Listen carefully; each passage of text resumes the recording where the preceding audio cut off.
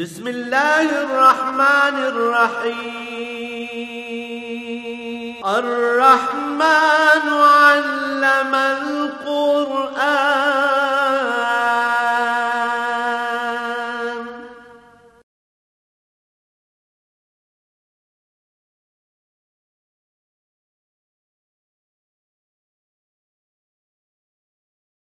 الحمد للہ رب العالمین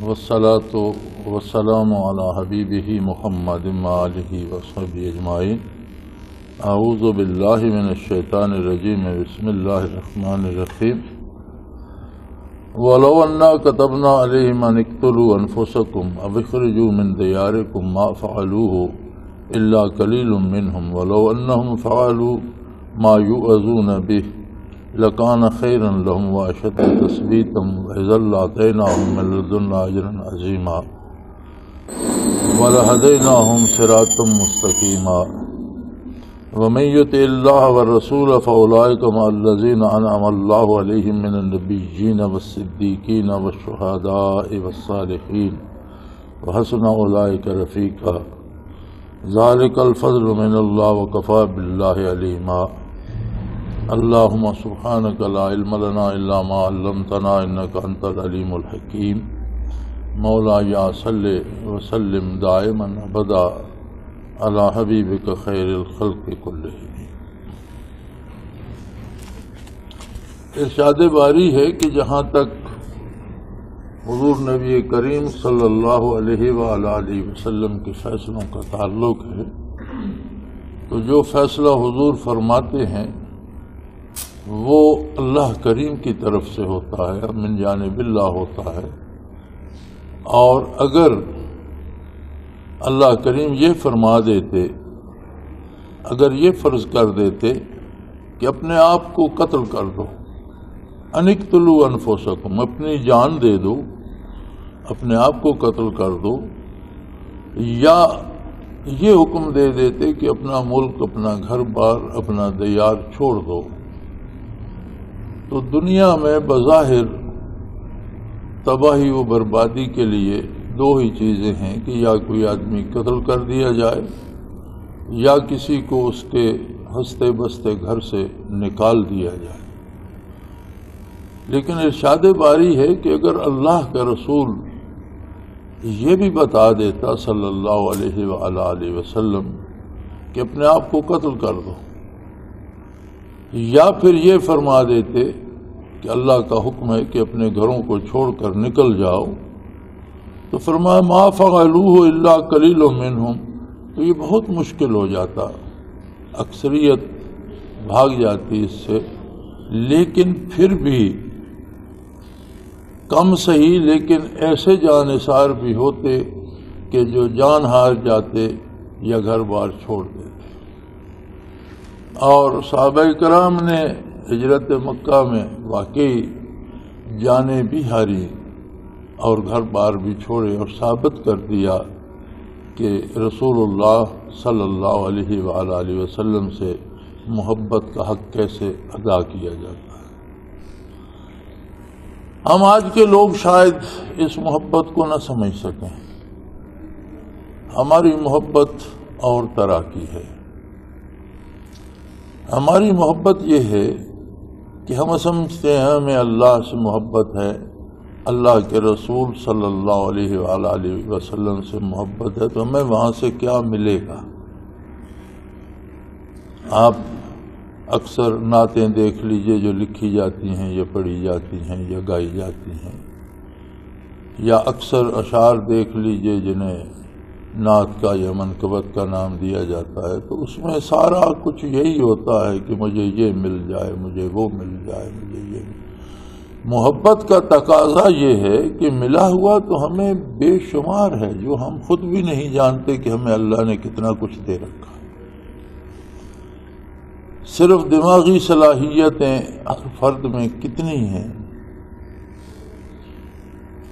آج کے محققین کہتے ہیں کہ جو لوگ بہت زیادہ دماغ استعمال کرتے ہیں اور بہت زیادہ کام کرتے ہیں، اور نئی نئی ایجادات سامنے لاتے ہیں یا ملکوں کی قسمتوں کے فیصلے کرتے ہیں، یہ نئے نئے نظام بناتے ہیں، تحقیقات کرتے ہیں، بڑی محققانہ کتابیں لکھتے ہیں، بہت اعلیٰ مضامین لکھتے ہیں، تو آج کے سائنٹسٹ یہ کہتے ہیں، آج کا سائنسدان یہ کہتا ہے کہ بہت کم ایسے لوگ ہیں جو اپنے دماغ کا 10واں حصہ بھی 10% بھی استعمال کریں۔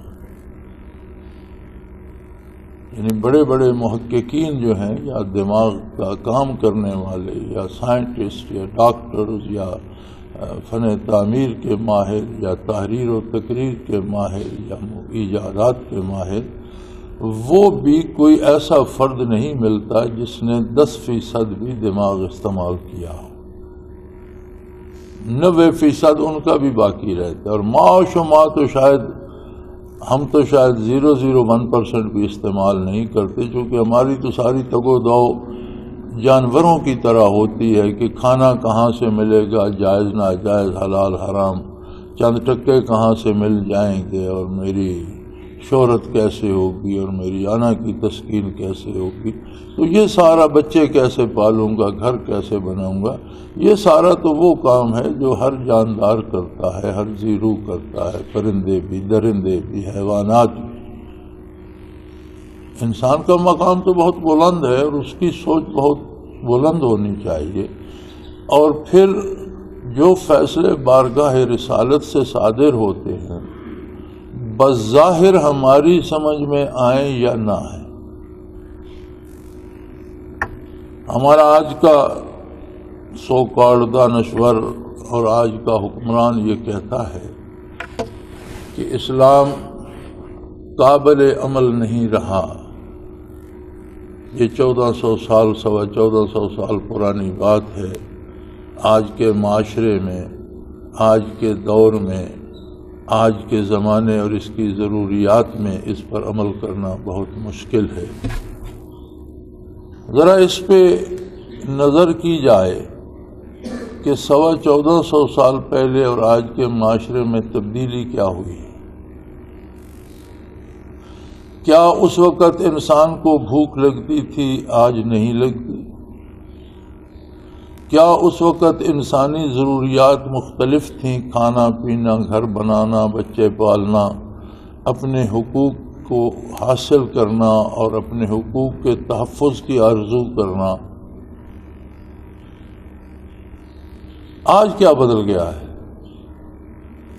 آج بھی کیا انسان کی ضروریات وہی نہیں ہیں؟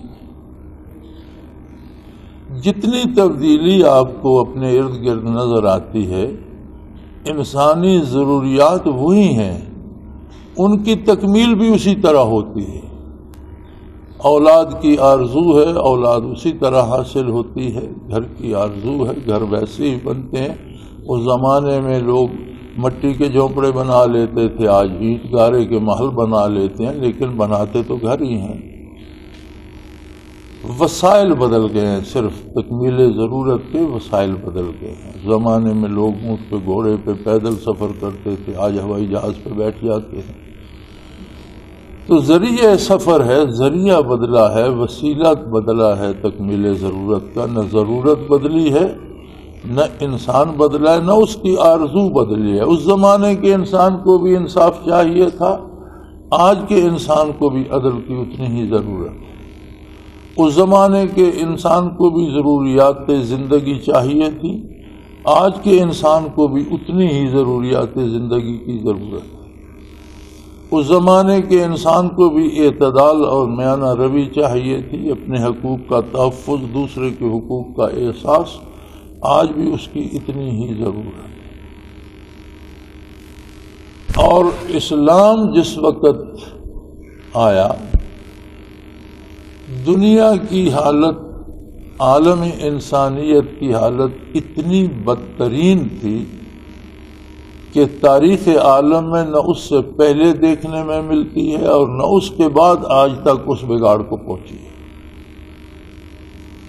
جتنا بگاڑ بعثت آقا نامدار صلی اللہ علیہ وآلہ وسلم کے زمانے میں روئے زمین پر تھا، وہ بگاڑ اور انسانی معاشرے میں وہ خرابیاں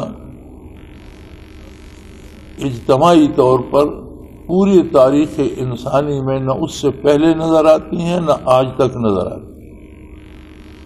اگر ان تمام خرابیوں کے درمیان جو آتش نمرود کی مثال تھیں، اسلام نے ان میں گلزار ابراہیم علیہ السلام پیدا کر دیا۔ اس انتہائی بگڑے ہوئے معاشرے میں جب اسلام عملاً نافذ ہوا تو ہر فرد کو عدل بھی نصیب ہوا، تحفظ بھی نصیب ہوا، عزت نفس بھی نصیب ہوئی، زندگی کے وسائل اور حقوق بھی نصیب ہوئے، آزادی رائے بھی نصیب ہوئی۔ اب تو صرف نعرے لگائے جاتے ہیں اور لوگوں کو غلام بنا کر رکھا جاتا ہے، جانوروں اور بھیڑوں اور بکریوں کی طرح لوگوں کو گن کر بیچا جاتا ہے، آزادی کے نام پر لوگوں کو غلام بنا کے رکھا جاتا ہے، آزادی اظہار رائے کے نام پر لوگوں کے منہوں پہ تالے لگا دیے جاتے ہیں، جو حکمران چاہتے ہیں وہ بات منہ سے نکالی جائے، جو انہیں پسند نہیں اس پہ پابندی ہے۔ آج تو جب حکمران کسی سمت نکلتے ہیں تو سڑکیں بلاک کر دی جاتی ہیں۔ اس زمانے کو آپ کہتے ہیں کہ وہ صحیح نہیں تھا، جس میں جو معلوم دنیا کے 3 حصوں پر حکومت کرنے والے حکمران کو لوگ گلی میں روک لیتے تھے اور اپنے مسائل کی جواب طلبی کرتے تھے۔ بوڑھی عورتیں دامن پکڑ کر کھڑا کر لیتی تھیں اور حکمران رک جاتے تھے، ان کی بات سنتے تھے اور اس کا جواب دیتے تھے، اور اگر واقعی ان کی بات ان کے حقوق کی ہوتی تھی تو ان کے حقوق پورے کیے جاتے تھے۔ تو یاد رکھیں، قرآن نے یہ طے کر دیا کہ مومن کے لیے بظاہر دنیاوی اعتبار سے دنیاوی دانش رکھنے والے اگر کہیں کہ بھئی اس کام کے کرنے سے تباہ ہو جاؤ گے، مر جاؤ گے، تمہارا گھر اجڑ جائے گا، اسے اس بات کی فکر نہیں کرنی چاہیے۔ مومن کا کام یہ ہے کہ وہ اس بات کی فکر کرے کہ اللہ اور اللہ کے رسول صلی اللہ علیہ وآلہ وسلم کی بارگاہ سے میرے لیے حکم کیا ہے، اس کی تعمیل میں اپنی پوری طاقت لگا دے۔ حالانکہ اللہ کریم نے یہ حکم نہیں دیا کہ خودکشی کرو یا گھروں کو چھوڑ دو، لیکن اگر ایسا حکم بھی مل جاتا تو خودکشی کرنا ہی عین آبادی تھی، گھروں کو چھوڑ دینا ہی انسانیت کی بہتری کے لیے تھا، کہ اگر وَلَوْ أَنَّهُمْ فَعَلُوا مَا يُوعَظُونَ بِهِ، جو بات جس کا حکم دیا جاتا اگر وہ اس پہ عمل کرتے لَكَانَ خَيْرًا لَهُمْ، تو اسی میں بہتری تھی۔ جو حضور فرما دیتے ہیں صلی اللہ علیہ وآلہ وسلم، اس میں سراسر خیر ہوتی ہے، خواہ اس میں جان چلی جائے تو بھی خیر ہوتی ہے، اس میں گھر لگ جائے، دولت لگ جائے، سارے وسائل لگ جائے، آدمی مفلس و کلاش ہو جائے تو بھی خیر ہوتی ہے، اس میں شر کا کوئی پہلو نہیں ہے۔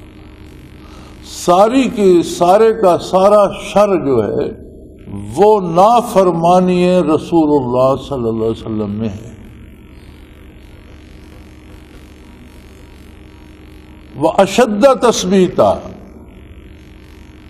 حضور کی اطاعت خیر ہے، سراسر خیر ہے، اور زیادہ مستحکم کرتی ہے انسانی اقدار کو، معاشرے کو، نظام کائنات کو۔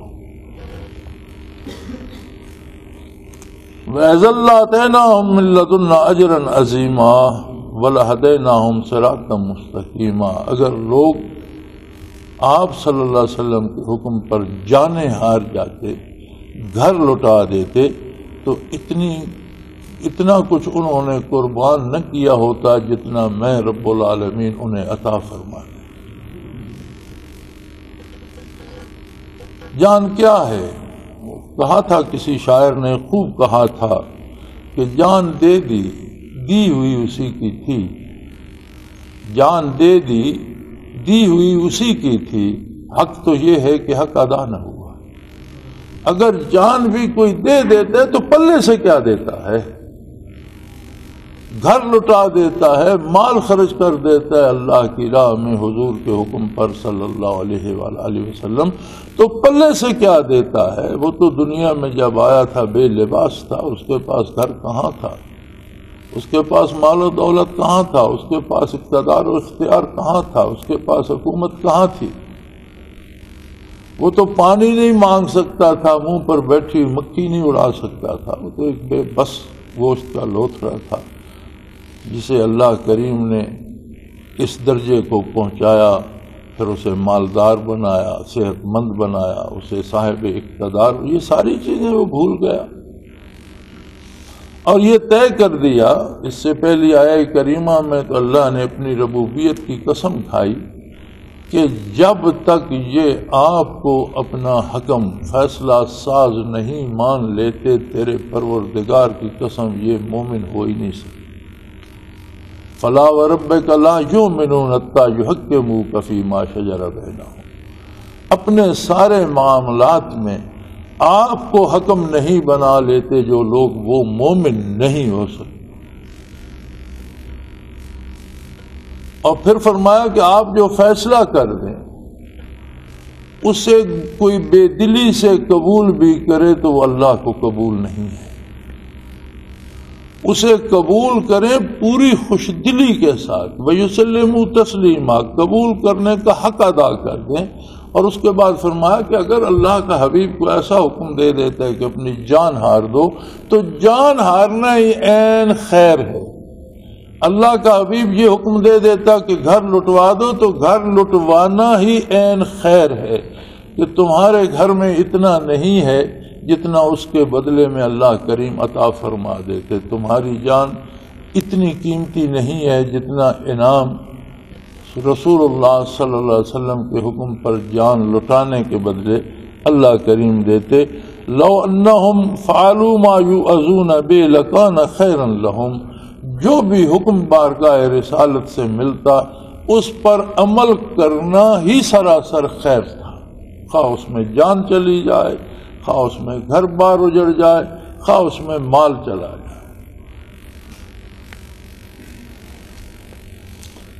وَأَشَدَّ تَثْبِيتًا، اور یاد رکھو جس معاشرے کی آزادی کی باتیں تم کرتے ہو، جس معاشرے میں تم قانون اور عدل و انصاف کی حکمرانی کی بات کرتے ہو، جس معاشرے میں تم آزادی رائے اور آزادی اظہار کی بات کرتے ہو، جس معاشرے میں تم حقوق و فرائض کی اور عدل کی بات کرتے ہو، یہ عدل پر، آزادی پر، آبرو مندانہ زندگی پر قائم ہی نہیں ہو سکتا جب تک تم محمد الرسول اللہ صلی اللہ علیہ وسلم کی اطاعت نہیں کرتے۔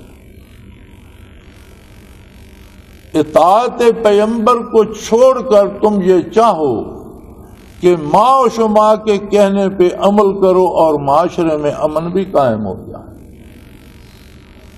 برائے نام دانشوروں کی دانش پہ اعتبار کرو اور معاشرے میں عدل قائم ہو جائے۔ آج کے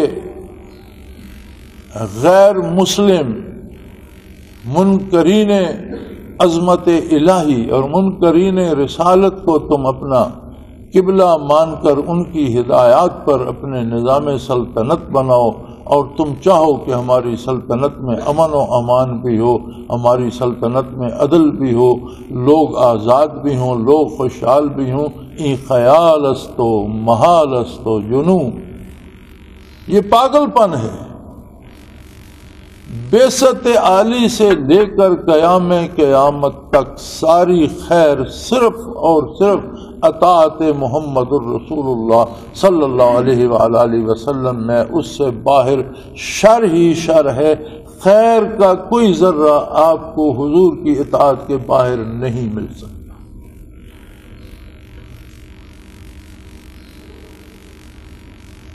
ہمیں شکوہ ہے مسلمانوں کو، آج کا مسلمان زبان سے کہے نہ کہے اس کا زبان حال سے اظہار ضرور کرتا ہے، اس کے کردار سے پتہ چلتا ہے، اس کی وہ ایک آج کا مروجہ لفظ ہے باڈی لینگویج۔ باڈی لینگویج سے مراد ہوتی ہے کہ اس کا اٹھنا بیٹھنا میل جول کن باتوں کا اظہار کرتا ہے، کیا پتہ چلتا ہے اس کے اٹھنے بیٹھنے ملنے جلنے بولنے چالنے سے؟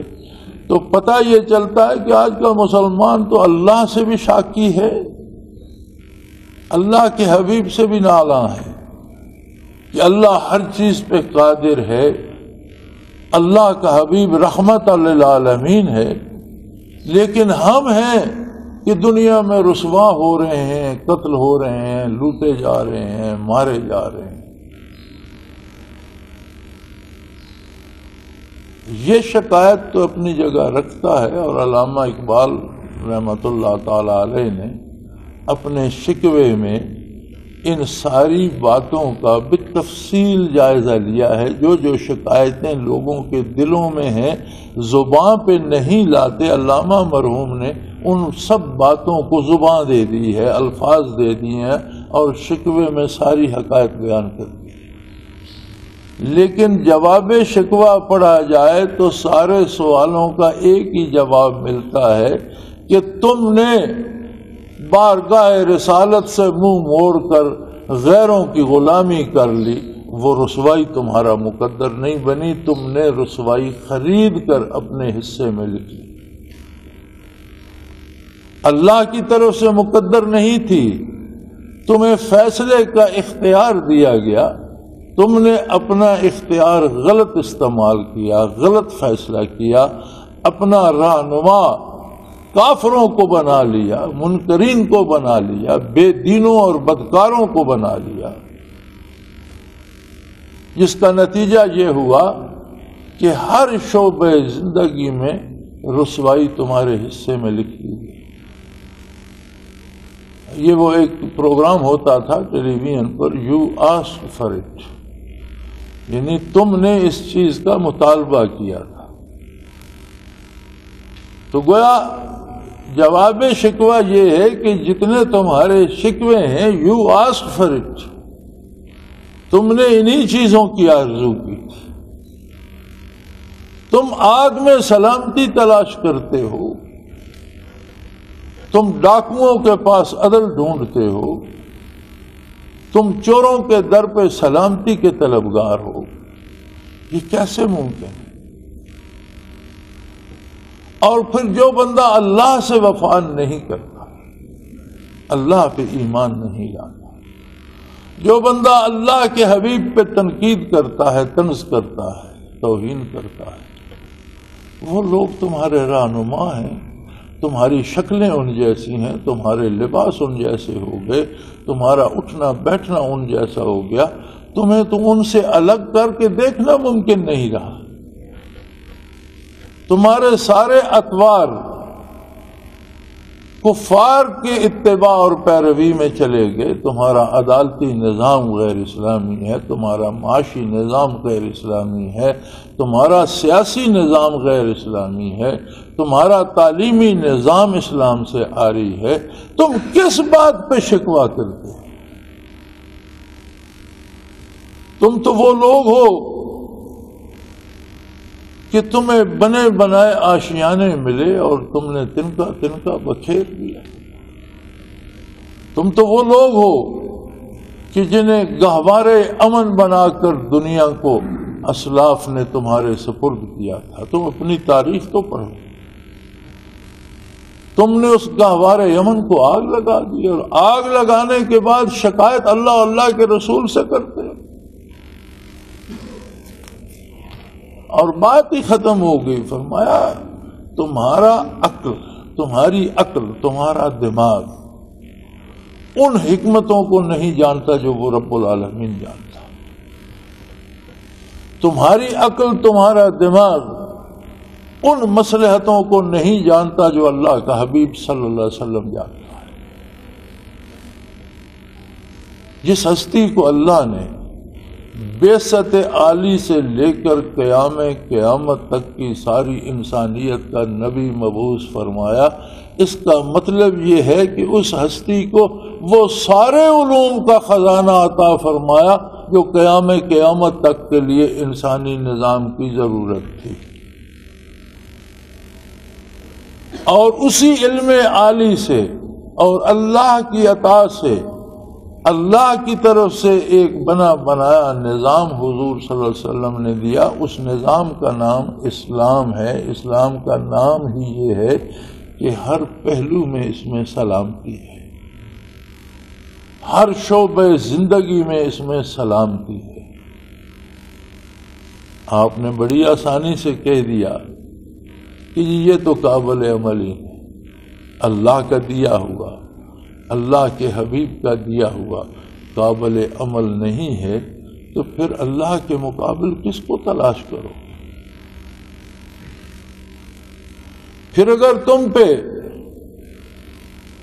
کوئی غیر اسلامی طاقت زیادتی کرتی ہے اور تم اپنے آپ کو مظلوم کہتے ہو، تو یہ ظلم تو تم اپنی طاقت توڑ کر خود اپنے آپ پر کر رہے، تم نے ذات باری سے خود کو الگ کر لیا۔ تمہارے پاس واحد ذریعہ تھا اللہ کے اور تمہارے درمیان محمد الرسول اللہ صلی اللہ علیہ وسلم، تم نے اللہ و اللہ کے رسول کو تو صرف زبانی باتوں پہ رکھا اور عملی زندگی ساری کافروں کی گود میں ڈال دی، پورا نظام حیات کفر کی نظر کر دیا۔ تم کس امن کی طلب کرتے ہو؟ تم کس عدل کے متلاشی ہو؟ تم کس سکون کو ڈھونڈتے پھرتے ہو؟ گھر کو اپنے ہاتھوں سے آگ لگا کر اس گھر میں سکون تلاش کرتے ہو؟ فرمایا اگر اللہ کا حبیب یہ حکم دے دیتا کہ اللہ نے تم پر فرض کر دیا کہ سارے لوگ اپنی گردنیں کاٹ دو، تو ساری خیر اس میں تھی کہ سارے اپنی گردنیں کاٹ لیں۔ اگر اللہ کا حبیب یہ فرما دیتا کہ اللہ کا حکم ہے سارا گھر بار لٹا دو، تو لٹا دینے میں خیر تھی، نہ تمہاری جان کی اتنی قیمت تھی، نہ تمہارے مال کی اتنی قیمت تھی جتنا اجر تمہیں اللہ رب العالمین عطا فرما دے۔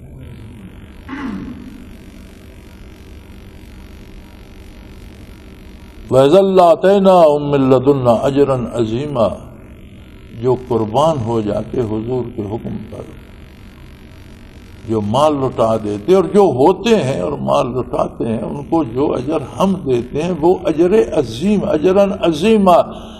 لَآتَيْنَاهُم مِّن لَّدُنَّا، ہم اپنی بارگاہ سے دیتے۔ جب وہ اپنی بارگاہ سے دیتا تو اپنی شان کے مطابق، ہم لاکھ پیمانے بنائیں، لاکھ گنتیاں گنیں، لاکھ ضربیں دیں، تو وہ سارا معیار ہماری خرد کے تابع رہے گا۔ اس نے فرمایا نہیں، تمہاری عقل، تمہاری گنتیاں، تمہارے علوم وہاں تک نہیں پہنچ سکتے جو میں اپنی طرف سے دیتا، میں اپنی شان کے مطابق دیتا، اور وہ اجر عظیم ہوتا۔ اور ایسے لوگوں کو دنیا و آخرت میں راہ ہدایت صراط مستقیم پہ چلنے کی توفیق عطا کرتا، ان کا ہر فیصلہ حق ہوتا، ان کا ہر قدم حق کی طرف اٹھتا۔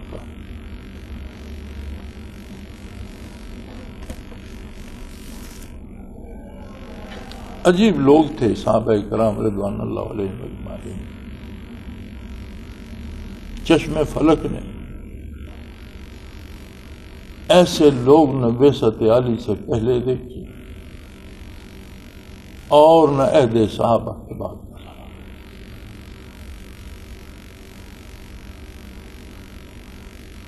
جو لوگ رفاقت پیغمبر صلی اللہ علیہ وسلم کے لیے بنائے گئے تھے وہ عجیب لوگ، ان کا مزاج ہی عجیب تھا۔ ایک صحابی مسجد نبوی میں بیٹھا تھا، مزدور آدمی تھا، سرمایہ دار نہیں تھا، لباس بہت سیدھا پھٹا ہوا تھا، بال پریشان تھے، غربت و افلاس چہرے سے عیاں تھا۔ نبی کریم صلی اللہ علیہ وسلم تشریف لائے، ہمیں محبت کا پتہ ہی نہیں ہے، ہم نے محبت کی ہی نہیں۔ ہمیں گھروں سے ہم کہتے ہیں محبت ہے، ہمیں محبت نہیں ہے۔ ہم کہتے ہیں ہمیں ماؤں باپوں سے محبت ہے، ہمیں محبت نہیں ہے۔ ہم کہتے ہیں ہمیں بیٹوں سے بیٹیوں سے محبت ہے، ہم جھوٹ بولتے ہیں۔ ہم کہتے ہیں ہمیں بیویوں سے ازواج سے محبت ہے، میں سمجھتا ہوں ہم جھوٹ بولتے ہیں۔ ہم ہر ایک سے کچھ استفادہ کرنا چاہتے ہیں۔ باپ کے پاس جائیداد ہے تو بیٹوں کو بڑی محبت ہے، باپ مفلس ہے تو کسی کو پوچھتا ہی نہیں، تو پھر اسے محبت کہا جائے گا۔ بیٹا کما کر لاتا ہے تو بڑا عزیز ہے، اور اگر بے روزگار ہو گیا تو اسے ماں باپ پانی دیتے ہوئے بھی تانے دیتے ہیں اور کھانا دیتے ہوئے بھی تانے دیتے ہیں۔ یہ کیسی محبت ہے؟ بیٹے سے محبت ہے یا بیٹے کے سرمایہ سے محبت ہے؟ باپ سے محبت ہے یا باپ کی جائیداد سے محبت ہے؟ ہم آپس میں بھی ایک دوسرے کو دھوکہ دیتے ہیں، ہمیں کسی سے محبت نہیں ہے۔ ہم وہ لوگ ہیں جنہیں صرف اپنی ذات سے، اپنی آنا سے اور اپنی اغراض سے محبت ہے، اور یہ محبت نہیں ہوتی۔ محبت کچھ دینے کا نام ہے، کچھ نہیں ہے پاس، جذبہ دل تو ہے، اسے تو قربان کر سکتا ہے۔ یہ صحابی بھی جو مسجد نبوی میں بیٹھا تھا، اس کے پاس بھی صرف ایثار کے لیے جذبہ دل ہی تھا۔ حضور تشریف لائے، ساری تھکن دور ہو گئی، سارا افلاس بھول گیا، ساری غربت نگاہوں سے اس نے سمجھا کائنات کا امیر ترین انسان میں ہوں، جس کی نگاہیں رخ روشن محمد الرسول اللہ کا نظارہ کر رہی۔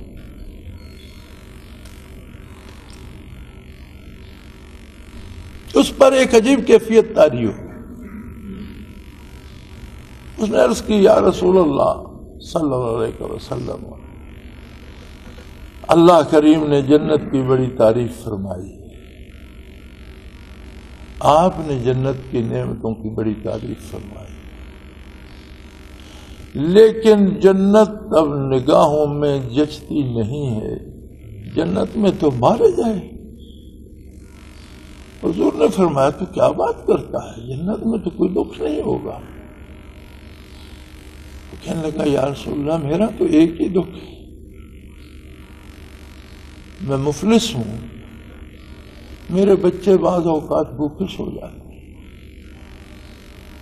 میرے پاس اچھا لباس نہیں ہے،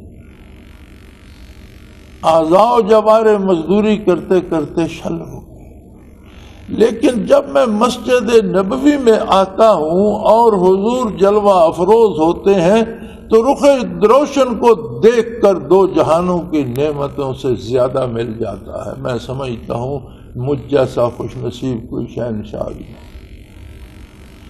جنت اللہ دے، جنت میں جائیں گے، آپ مقام محمود پہ جلوہ افروز ہوں، ہم غریب کہیں اپنی کٹیا جو ہمیں کسی گوشے میں ملے گی وہاں پڑے ہیں۔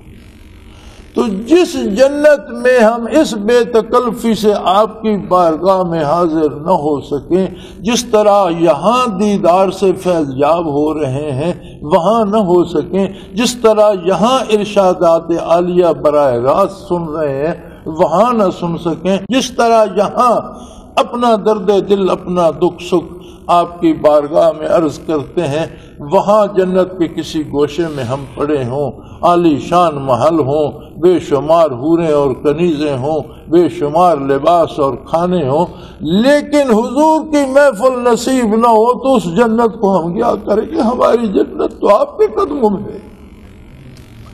پھر تو ہمیں یہ زندگی عزیز ہے کہ یہیں یہ محفلیں بھی رہیں، اللہ بھی ہمیں یہیں رکھے، اور یہ جنت ہمارے لیے کافی ہے۔ اور یہ رسمی بات نہیں تھی،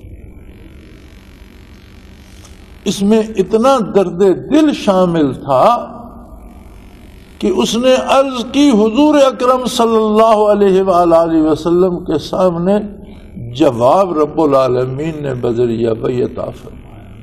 اتنا درد دل تھا، اتنی صداقت تھی، اتنی سچائی تھی. بظاہر تو یہ بات دانشوروں کو تو پاگل پن لگی. مولوی بھی بڑے آرام سے کہہ دے گا کہ یہ تو بے وقوفی ہے. ادیب و دانشور اور قلمکار بھی کہہ دے گا کہ یہ کیا بے وقوفی ہے. اس رب العالمین نے کہا یہ بے وقوفی اور جہالت نہیں ہے، یہی جان ساری مطلوب ہے میرے حبیب کے لیے مجھے مخلوق سے. یہی تو میں رب العالمین مطالبہ کرتا ہوں تم سے کہ جان جاتی ہے جائے، مال جاتا ہے جائے، اولاد کٹتی ہے کٹ جائے، لیکن میرے حبیب کا ارشاد جو ہے اسے پورا کرو. اپنی جان لڑا دو کہ ہم اس کی تکمیل کریں گے. جواب رب العالمین نے دیا. اس نے کہا نہیں، ایسی بات نہیں ہے. گھر سب کے اپنے ہوں گے، رہائش گاہیں سب کی اپنی ہوں گی. یہاں مدینہ رسول میں بھی تم اپنے جھونپڑے میں رہتے ہو، نبی کریم اپنے کاشانہ دولت پہ رہتے ہیں، لیکن بارگاہ عالی میں آنے سے تمہیں کوئی نہیں روکتا. میں جنت میں بھی عاشقوں کو نہیں روکوں گا. وہاں بھی محفلیں ہوں گی، وہاں بھی مجلسیں ہوں گی، اور میرے محفل محمد الرسول اللہ ہوں گے. اور اطاعت شعار جنہوں نے جانیں ہاری ہوں گی، جنہوں نے مال لٹائے ہوں گے، جنہوں نے اطاعت کا حق ادا کیا ہوگا، وہاں بھی اسی بے تکلفی سے باریابی پائیں گے، اسی طرح ارشادات عالی سنیں گے. بلکہ یہاں تو تم اکیلے ہو، وہاں تو بعثت عالی سے لے کر قیامت تک آنے والے صدیق، شہید، صالحین، عشاق کا جمع غفیر ہوگا. مجلسیں ہوں گی اور بہت خوبصورت مجلسیں ہوں گی. فرمایا وَمَن يُطِعِ اللَّهَ وَالرَّسُولَ. بات وہیں آ کے اٹکتی ہے. ایک انگریزی کی نظم کسی نے لکھی تھی، وہ انگریزوں کی بے وقوفی تھی، جہالت تھی، لیکن وہ اپنوں کے لیے ان کی بے وقوفی کو بھی ناموری میں بدل دیتے ہیں. اور ہماری تاریخ میں بڑے بڑے ناموروں کو انہوں نے بے وقوف لکھا ہے، اور ہم وہی پڑھتے پڑھاتے جا رہے ہیں.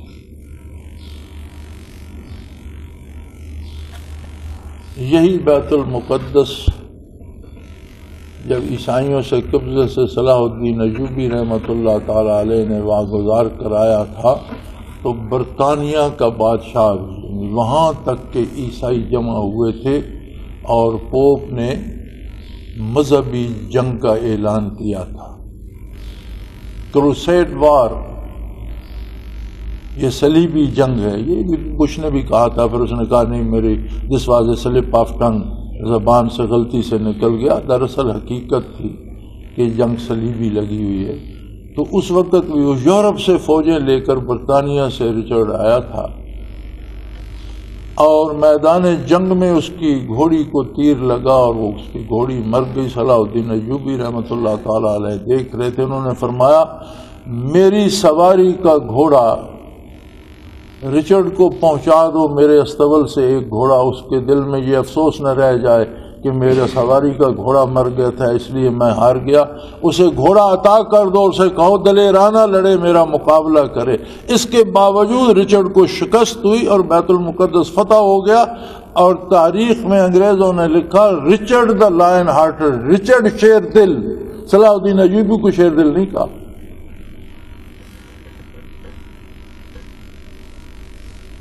اسے شیر دل کہا جو شکست کھا کر اور ہار کر اور بھاگ کر جان بچا کر گیا. تو فرمایا جن لوگوں نے میری اطاعت اور میرے نبی کی اطاعت کی. اللہ کی اطاعت کیا ہے؟ اللہ کے رسول کی اطاعت. وہ لوگ ان مجالس میں ہوں گے جہاں ایسے لوگ جمع ہوا کریں گے جن پر اللہ کے بے پناہ انعامات ہوں گے، جن میں انبیاء ہوں گے. مجلس محمد الرسول اللہ صلی اللہ علیہ وسلم ہوگی اللہ کی عظیم جنت ہوگی، میر محفل محمد الرسول اللہ ہوں گے، اور محفل میں آدم علیہ نبینا علیہ الصلوۃ والسلام سے لے کر عیسیٰ علیہ السلام تک انبیاء جلوہ افروز ہوں گے، صدیق ہوں گے، شہداء ہوں گے، صالحین جن کے کردار پہ فرشتے رشک کرتے ہیں وہ لوگ ہوں گے۔ وَحَسُنَ أُولَٰئِكَ رَفِیقًا، وہاں تو مجلس کا مزہ آ جائے گا۔ حَسُنَ أُولَٰئِكَ رَفِیقًا، کیا پوچھتے ہو تم؟ کیوں ناراض بیٹھے ہو؟ کیوں اس بات کو بھولتے ہو کہ شاید اس دنیا سے چلے گئے تو ہمیں یہ مجلسیں نصیب نہیں ہوں گی؟ نہیں، جنت کی مجلسیں تو اس سے کروڑوں درجہ بہتر ہوں۔ وہاں تو مجلس نبوی میں انبیاء ہوں گے، شہداء ہوں گے، صالحین ہوں گے، صدیق ہوں گے، اور اللہ کے بڑے بڑے نیک بندے اس مجلس میں بیٹھے ہوں گے، اور اسی میں تم لوگ ہوگے ایک ہی وجہ سے کہ تم نے زندگی میں میرے نبی کی اطاعت کر لی۔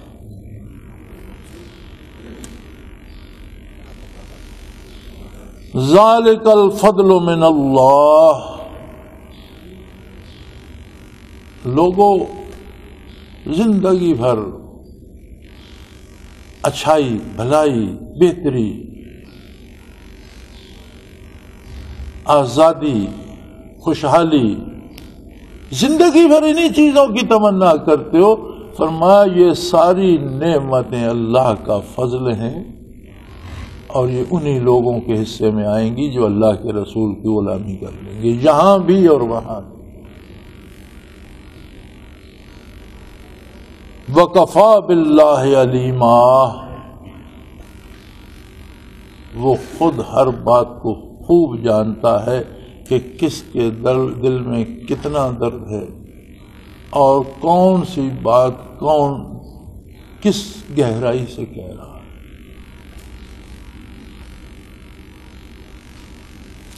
شہیدی ایک شاعر تھا، یہ شعر بھی اسی کا ہے کہ خدا منہ چوم لیتا ہے شہیدی کس محبت سے۔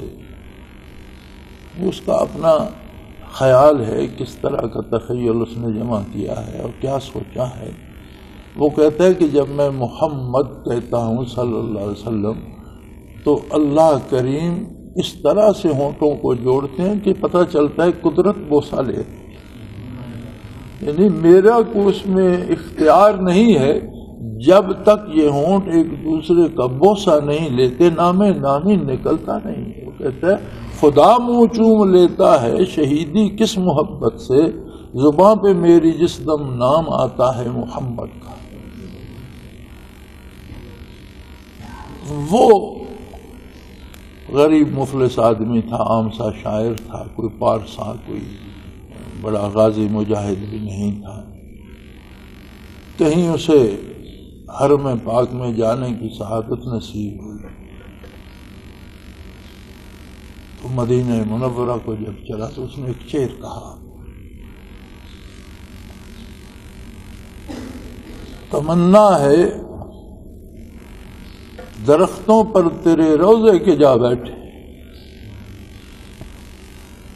تمنا ہے درختوں پر تیرے روضے کے جا بیٹھے، قفس جس وقت ٹوٹے طائر روح مقید کا۔ تو روضہ عطر کے سامنے حضور نبی کریم صلی اللہ علیہ وآلہ وسلم کے زمانے کی ایک قدیم کھجور ہوا کرتی تھی، اور وہ بڑا عرصہ 70 کی دہائی تک رہی۔ ایک درخت نما جھاڑی سے ہی بن گئی تھی، اور نئے نئے اس کے ساتھ تنے 3-4 نکل آئے تھے، اور اس کے ارد گرد جنگلہ بنا ہوا تھا، اور روضہ عطر کے سامنے ہوا کرتی تھی۔ بعد میں وہ ہٹا دی گئی اور مسجد نبوی کی تزئین و آرائش ہو گئی۔ اس وقت تک وہ درخت بھی سامنے تھے، تو اس نے شعر کہا، تمنا ہے درختوں پر تیرے روضے کے جا بیٹھے، قفس جس وقت ٹوٹے طائر روح مقید کا۔ کہ دل چاہتا ہے کہ جب سینے کا پنجرا توڑ کر روح کا پرندہ نکلے تو تیرے روضے کے درختوں پہ جاتا ہے۔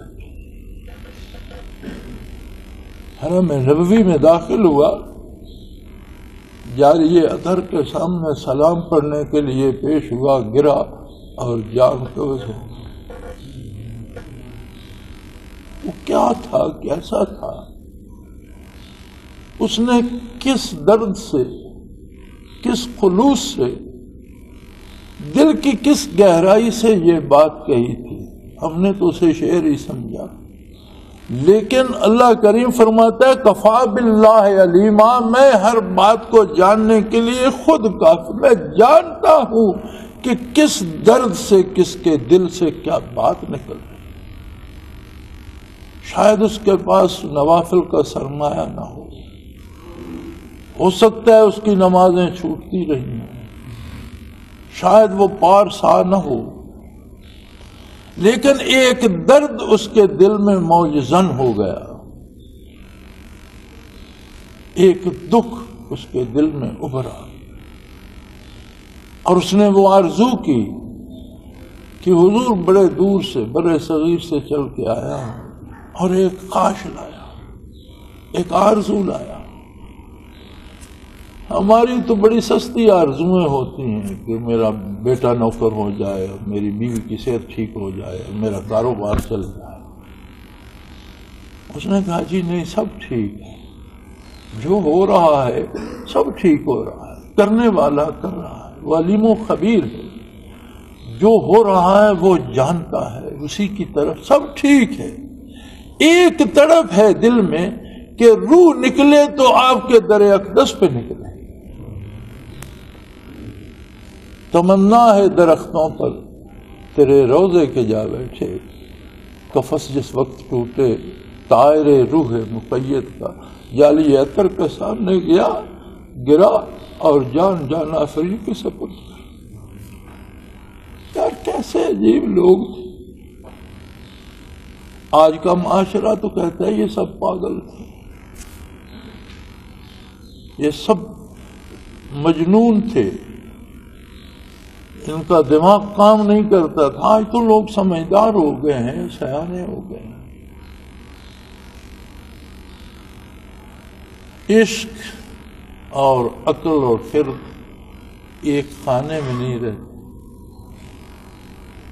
عشق کا کام محبوب کی اطاعت ہے، اور عقل کا کام ہر عمل میں سود و زیاں کی تلاش ہے۔ عشق سود و زیاں سے بالا تر ہوتا ہے۔ ابھی اگلے دنوں میں ڈاک دیکھ رہا تھا کمپیوٹر پر، تو کسی نے ایک تصویر مجھے بھیج دی، ایک بوڑھا سا غریب آدمی مسجد نبوی میں نوافل ادا کر رہا تھا، سجدے میں گیا، روح قبض ہو گئی۔ ابھی بھی بے وقوف ہیں، کوئی پاگل ابھی بھی ہے۔ اس کا لباس بڑا عامیانہ تھا، میرا خیال ہے کہ مزدور طبقے کے لوگ ہی وہاں ایسا لباس پہنتے ہیں، اور اس کی تصویر میرے کمپیوٹر پہ بھی آئی، سجدے میں پڑا ہوا تھا، دونوں ہاتھ اس طرح رکھ کے سجدہ کیا، روح قبض ہو گئی تو ہاتھ اس طرح ہو، سر سجدے میں ہی پڑا تھا، ارد گرد لوگ کھڑے تھے، عرب کی پولیس کھڑی تھی، اور کسی نے تصویر لے لی، اس نے مجھے بھی بھیج دی۔ اس کا مطلب ہے کہ جب تک سینوں میں دل ہے، اہل دل بھی ہیں، جب تک سینوں میں دھڑکن رہے گی، اہل دل بھی رہیں گے۔ ایک ایسے عجیب لوگ ہیں کہ اس زمانے میں بھی، اس عہد میں بھی، اس دور میں بھی جس میں برائی اپنے عروج پر ہے، اس میں بھی ان کے دلوں میں ایسا جذبہ ہے، کیونکہ وہاں نقل نہیں چلتی۔ کفا باللہ علیما، فرمایا میں خود میں کافی ہوں جاننے کے لیے، مجھے کسی کے بتانے کی ضرورت نہیں ہے، کسی ذریعے اور سبب کی ضرورت نہیں ہے۔ کفا باللہ شہیدہ، علیما جاننے کے لیے اور علم کے لیے میری ذات کافی ہے، اللہ کریم کافی ہے۔ میرے بھائی، میں نے جو کچھ عرض کیا ہے یہ میری بات نہیں ہے، اللہ کی بات ہے۔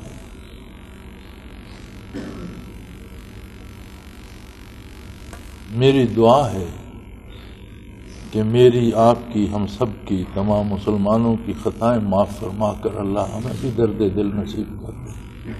آخر دعوانا ان الحمدللہ رب العالمین۔ اللہ اللہ اللہ اللہ اللہ اللہ اللہ اللہ۔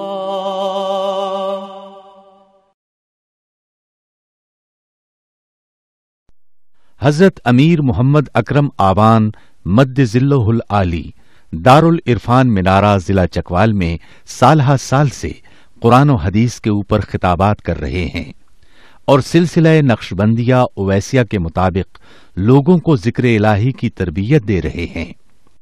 وہ قرآن پاک کی تفسیر ترتیب وار بیان کر رہے ہیں۔ تفسیر قرآن کو وہ موجودہ ملکی اور بین الاقوامی حالات کے مطابق بیان کرتے ہیں۔ موٹر وے سے کلر کہار کے انٹرچینج سے نکلتے ہوئے کلر کہار کی جھیل سے ہوتے ہوئے میانی، بوچھال اور نورپور سے گزرتے ہوئے دارالعرفان منارہ پہنچ سکتے ہیں۔ حضرت امیر محمد اکرم آوان نے بچیوں اور بچوں کی دینی اور دنیاوی تعلیم کے لیے سقارہ اکیڈمی کے نام سے ایک درسگاہ بھی قائم کی ہے، جس کا افتتاح ملک پاکستان کے صدر جنرل محمد ضیاء الحق نے اپنے دست مبارک سے کیا تھا۔ وہ تمام احباب جو اسلام کی طلب رکھتے ہیں ان سے گزارش ہے کہ دارالعرفان منارہ ضلع چکوال میں امیر محمد اکرم آوان صاحب کے خطابات سے مستفید ہوں۔ وہ ہر جمعے کو نماز سے پہلے بیان فرماتے ہیں۔ ہر ماہ کی پہلی اتوار کو ماہانہ اجتماع ہوتا ہے جس میں آپ خصوصی خطاب فرماتے ہیں اور پاکستان کے چاروں صوبوں سے احباب اس اجتماع میں شرکت کرتے ہیں۔ اس کے علاوہ یہاں سال میں 2 مرکزی اجتماعات بھی ہوتے ہیں، ایک رمضان المبارک میں اعتکاف کا اجتماع اور دوسرا جولائی اور اگست میں 40 دن کا اجتماع ہوتا ہے جس میں روحانی تربیت کی جاتی ہے۔ اپنا خون سیماب دے کر اتنا ہم کر جائیں گے، نام آقا کا چمن میں پھر رقم کر جائیں گے۔